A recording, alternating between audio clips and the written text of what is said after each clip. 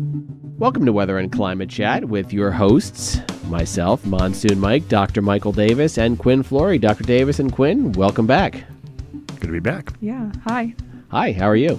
I'm good. How are you? Good stuff. Okay, so it seems that we continue our generally unwinter-like pattern. Not a whole lot of winter weather to speak of for the past week, and none really to speak of for the coming week, at least that we can see. Dr. Davis, why has this been kind of an unwinter-like winter this year? Largely because you and I were talking off air, actually, about it, too, about all the different oscillations that are going on that typically you want to look at for heavier snow are all in favor right now of a warmer solution. Like the Arctic oscillation is very meridional right now. Very zonal right now. And that's keeping all the air bottled up at the pole. You don't have any blocking going on with the North Atlantic oscillation. So any system that does develop just kind of quickly exits, doesn't really linger for too long. And then the Pacific North American oscillation has been largely built up with a ridge over the eastern United States rather than a trough. So we've been getting more in the way of more tranquil conditions rather than tumultuous, stormy, unsettled weather. Right. And I know for a lot of people that's actually a good thing. For snow fans, this has been a kind of a nightmarish winter because not a whole lot to talk about. We talk a lot, Dr. Davis, about climate change in our shows, and of course we always say that you can never just equate one winter or one event or anything like that to climate change.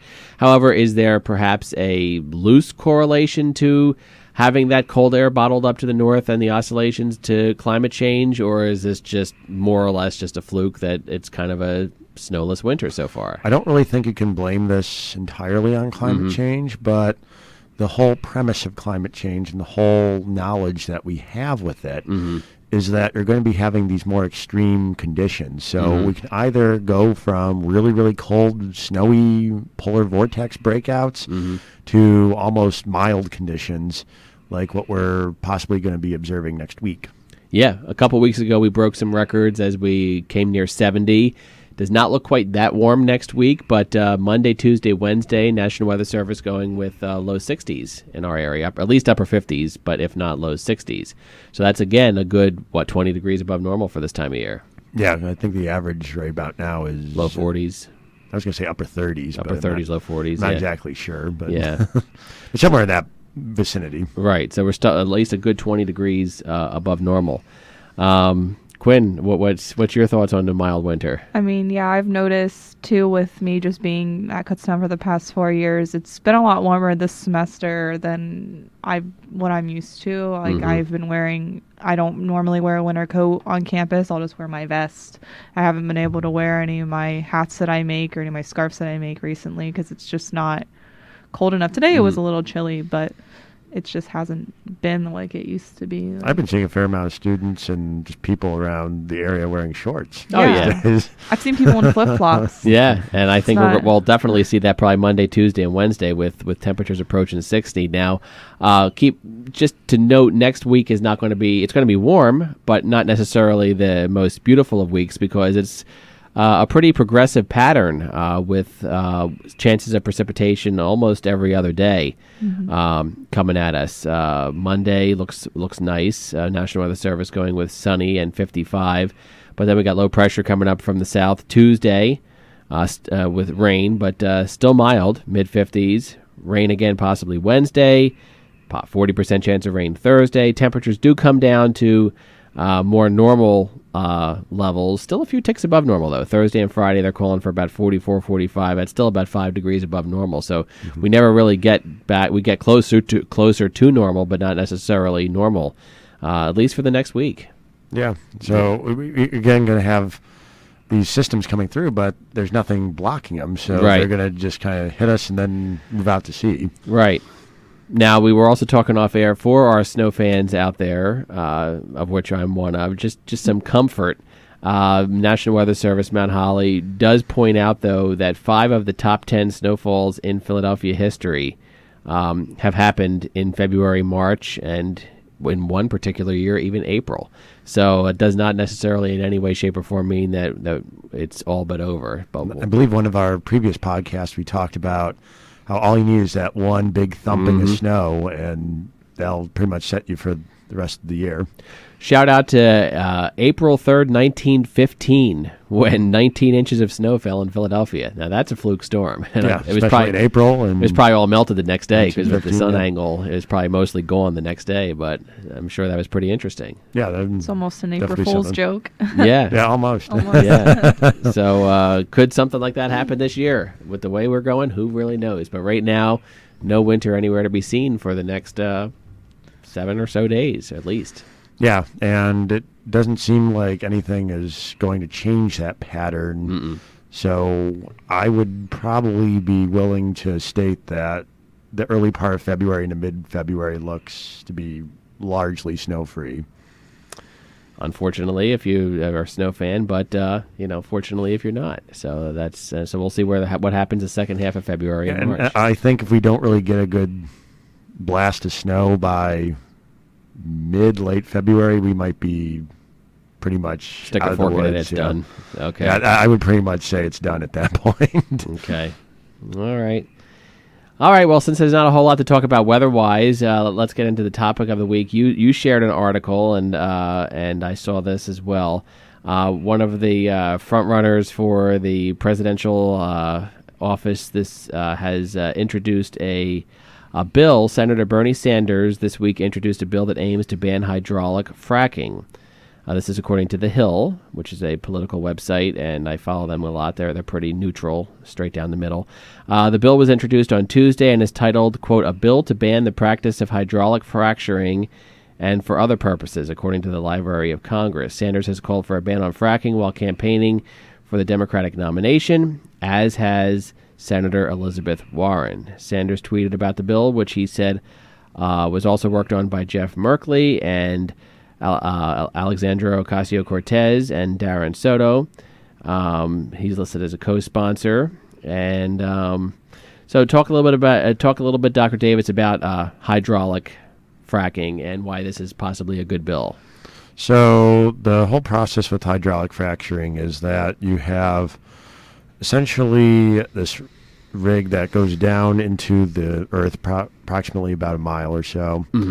And then you pretty much inject water and a solution down there at high pressures, which then fracture the rock layers, typically in the shale formation, which is a sedimentary rock. So you break apart the individual layers, which then opens up fissures in the actual rock, and then you extract the oil and natural gas that way. Okay. Now, the benefits of fracking are that you can have a lot of money potentially made off of it. So you can inject money into economically downtrodden areas, such as central Pennsylvania, for instance, have largely been viewed as a lower income area. That's one argument we always hear from the more conservative people is, well, it'll bring in jobs. And bring in jobs and provide a energy source that's domestic. So you don't have to worry about foreign energy sources. Right. But the big issue here is the very serious environmental concerns that are raised through scientific literature, from essentially negligence from the energy companies and poorly maintained equipment that can then leak the natural gas into, say, water supplies and contaminate the environment through that means. You also have the release of methane into the atmosphere, and methane being a natural gas, greenhouse gas is natural gas, is very potent in capturing infrared energy. So that leads to enhanced warming around the frac pads and also into the atmosphere. So there are very big environmental concerns regarding the whole fracking process, and the contribution to climate change is pretty well documented in the literature. So some states have gone ahead and banned fracking outright, such as New York and Maryland. Right. And other countries over in Europe have done so as well. Right. And what Senator Sanders is proposing is an entire nationwide moratorium on that, pretty much ending the practice within the United States itself, which would pretty much usher in the Green New Deal and sweeping energy changes that would likely be toward more renewables like solar and wind, for instance, where you would not have to rely on natural gas. So then my argument is, and again, I always try, obviously, we in this room tend to lean on the, progressive side of things and very concerned about climate change and such, but trying to be fair to the other side, what would the climate scientist's argument be to the conservative that would come to you and say, oh, so you're just basically shooting down the job potential in these economically downtrodden areas? What would your answer to that be? You can essentially create jobs through, let's just hypothetically say right. Sanders wins the presidency, mm-hmm. then he would likely implement the Green New Deal, which would then look at creating jobs in these coal mining areas or fossil fuel areas, looking more at renewables like wind or solar and so forth. And you would have programs that would be created in order to help facilitate that transitional period from that fossil fuel industry to the renewables. So the government would pretty much say, we will train you to become a wind turbine technician, and we will pay for your schooling, and we will also help subsidize, make sure that you don't lose health insurance, you can afford to Good answer. feed your family and pay your bills, because this is what we ultimately need you to do in order to drive our economy into the 21st century and reestablish ourselves as a leader. And we've seen with I kind of laughed when you said about wind. I mean, all the wind we've had here lately. I mean, I was joking with you a couple weeks ago about it always seems windy anymore. We could be generating a lot of energy with wind turbines and around just here. because it's calm down here at the surface does not mean it's windy. Not windy up several there. tens or hundreds meters up right. in the atmosphere. I see you trying to say something, Quinn. Jump in. Well, I'm actually from central Pennsylvania. Yeah. I grew up in Northumberland County, in Northumberland itself. And when I drive to and from school, I take Route 61. So you probably Frackville, that area around there? Yeah, and I know I exactly drive where through that is. Shamokin, Coltmont, Mount Carmel.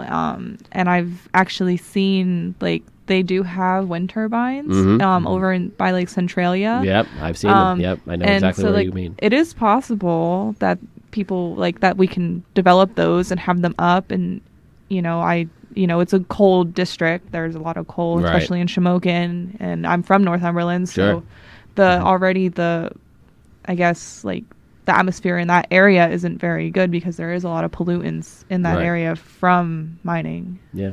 And I'll also say that other countries that have instituted these practices, trying to get away from fossil fuel industries, have brought in mining companies and miners and union representatives to the discussion table, saying this is where we ultimately need to get our country, and how can we better facilitate that in order to get you on board? What do we need to do to make sure that you are not left behind? And the people of countries like Germany and Poland that are doing this, that's what they're doing. They're already they're doing listening to what the coal miners' concerns are, and making sure that they are addressed and that they will be coming out better on the other side. Well, not only is fracking harmful to the atmosphere, but it's harmful to the soil structure as well, because around fracking areas, it can go out to 2 miles, where the soil, then the composition of the soil itself becomes weak, and then it can collapse on itself and create craters, and it the ground will just completely fall apart. And people's houses and stuff, even if you're technically not near an area, your house could be swallowed up, or a road could be swallowed up, and it could be harmful and kind of dangerous. And there's even some. I know there's arguments over this. Scientists are probably still studying this or investigating this, but I mean, there's even some theories that fracking could be contributing to earthquakes. There's pretty solid evidence. Pretty solid evidence? Okay, I was trying to be conservative there by saying that, but okay, cool. So there's even solid evidence But they tend to be more shallow and not as destructive. Like a huge one, like a fault line earthquake. You have what's called swarms, where you have these very numerous but not very strong earthquakes, compared to what you would find, say, in California. Still, that's kind of disturbing to me. That you have the especially if you're in a very Right. Seismically sound area Right, yeah. prior to right. the fracking process, like Oklahoma, for instance, Right. or That's Western right. PA. That's right. They never had this until recently. Good point. Yeah. Yeah, like I said, like the composition of the ground is Mm-hmm. like physically changed, so it might not be like a plate tectonic issue. Right. It's a structural issue itself now. Right. And some of the other concerns with fracking involve such they require a huge amount of water Oh yeah. to True. do the process. And if you're already having difficulties with water management, do you really want to be focusing on something that contaminates your water supply? That's Because you right. cannot put that back into the water. No. And recycling of frac solution is quite expensive Mm-hmm. and can get more radioactive through each injection process. And the other thing is medical concerns, because if you're exposed to that water that has been contaminated by, say, the fracking process, or methane gets put into your water, you can get quite ill from that. And the doctors are pretty much sworn to secrecy about what they can treat you for. So they give you medicine and simply say, take this, but they can't say what you're being treated for. Right. Wow. Scary stuff. So sounds like we all around the table agree that this bill that Senator Sanders is introducing is something worth pursuing. My opinion, yes. Okay. And Yeah. I would say that more candidates should be seriously considering something similar to that. Okay. Yeah, You I agree, would. Quinn? Yeah, I would also agree. I don't think we quite understand the consequences to our actions yet with fracking, and it could be astronomical what we're doing, not only through our atmosphere but through the structure of our soil in general. And we have better ways of generating Exactly. electricity right now. Why Right. do we need to Why go to that? do that? Okay. Yeah. Well, we went a little bit long on our topic, but that's fine because it was actually an excellent topic, and it was not a whole lot to talk about in our immediate weather. So that was very good, and that's an extremely important topic. And I'm glad we could discuss that and hash that out. All right. So, Dr. Michael Davis, Quinn Flory, I want to thank you so much for being a part of the show as always, and we'll reconvene next week and discuss what's going on at that point. Awesome. All right. We'll see you then.